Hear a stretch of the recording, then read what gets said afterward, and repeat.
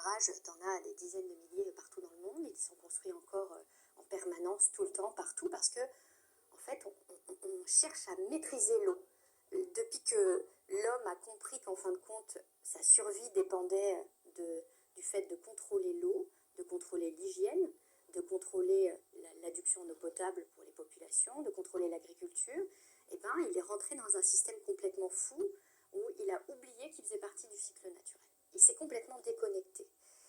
Et donc, je pourrais continuer comme ça sur plein d'exemples, mais ce que je veux te dire, pour essayer de répondre à ta question, par où on commence? On commence par la prise de conscience, qu'on est concerné, que ça ne concerne pas que les autres, que ça nous concerne nous, qu'en 2019, il y avait des feux de champ en Picardie. Tu imagines ce que ça signifie, des feux de champ en Picardie?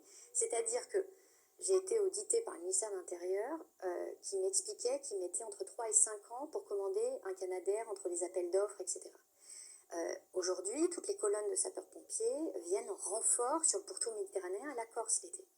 Ils ne sont pas là pour gérer les Hauts-de-France, pour gérer la Picardie ou la Normandie.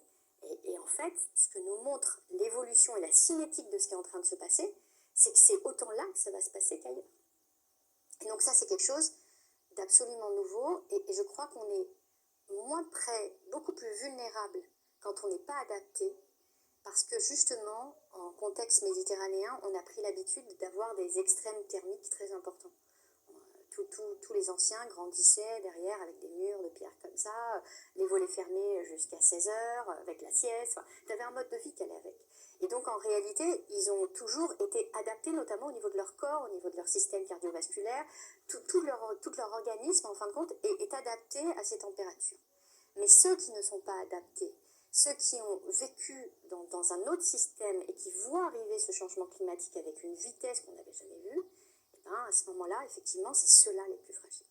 Parce que, en fait, le rythme avec lequel les choses arrivent dépasse même l'entendement de ce qu'on peut imaginer. C'est-à-dire que l'être humain, c'est sans doute celui qui s'est le plus adapté au changement climatique. Parce que, quand tu regardes partout dans le monde, on s'est installé dans les toundras, dans les déserts, on s'est installé partout sur la planète. Donc on est capable de s'installer, mais il faut à un moment donné une période d'adaptation.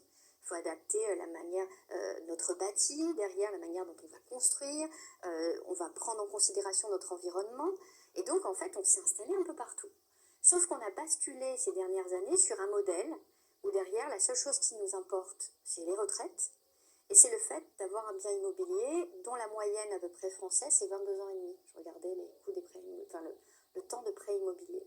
En 22 ans et demi, il peut se passer énormément de choses sur ta maison. En 22 ans et demi, à mon avis, c'est parce qu'il y a des gens qui empruntent sur 7 ans, il y en a d'autres qui empruntent sur 30 ans. Mais oui, je te parle de la moyenne. Ouais, voilà. Mais du coup, c'est intéressant cette moyenne, parce que du coup, ça nous montre que on projette derrière l'achat d'un bien, est-ce qu'on est fait pour être sédentaire? Est-ce qu'aujourd'hui, on peut encore se le permettre? Avec les effets en chaîne, l'augmentation du niveau des mers, des océans. Donne-moi un effet en chaîne. Une boucle de rétroaction. Explique-nous ce que c'est un effet